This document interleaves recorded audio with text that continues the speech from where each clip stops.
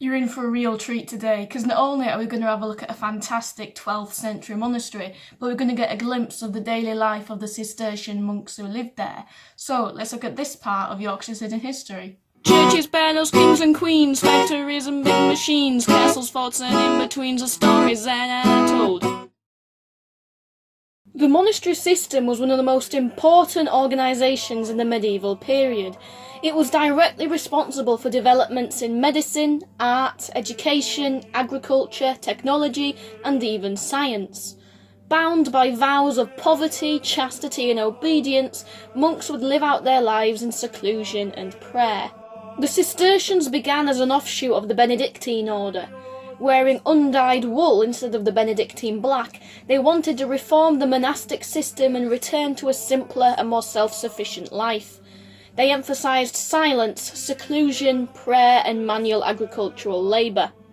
This was to form the basis of their daily routine. The Cistercians came to dominate Yorkshire, with abbeys found at Kirkstall, Rievaulx, Jervaux, Byland and Roach. This is because their emphasis on manual labour created a great demand for sheep and crops, and the fields of Yorkshire could provide that. They were then instrumental in the economic development of the county. We start here at the dormitory, where monks would wake up at 1:30 in the morning.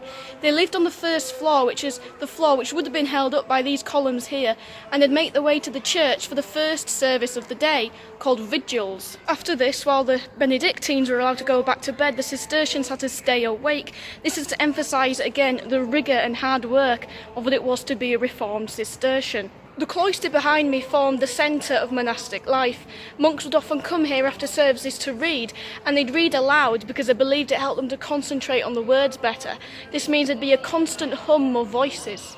At sunrise it was time for the next service, called Lauds, in the church. Afterwards some monks would stay to celebrate Mass, but others would come here to the cloister where they'd read. Now after you've read in the cloister, you'd come back to the chapel for another set of prayers called Prime.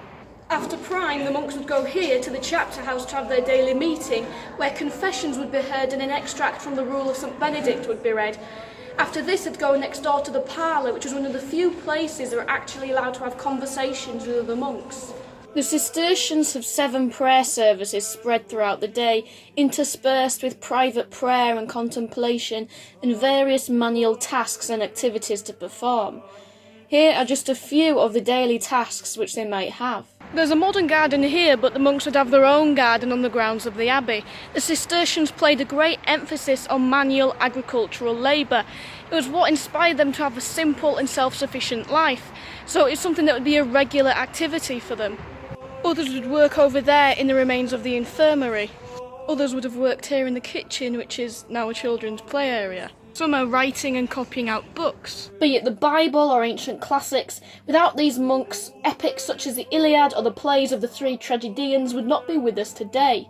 Their beautiful, painstaking illustrations are world-renowned and are some of the finest works of art in the medieval period. After the midday service, the monks would come here to the refectory to have their lunch.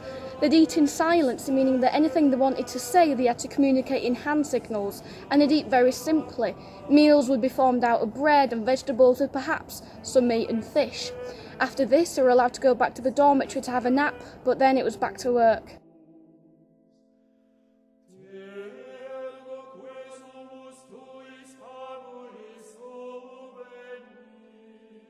Kirkstall is a medieval abbey, but it does give an indication of the central philosophy behind these buildings. In their full glory, they would create feelings of awe and wonder and were built for the glory of God. So you can just imagine how powerful this building will be in its proper glory.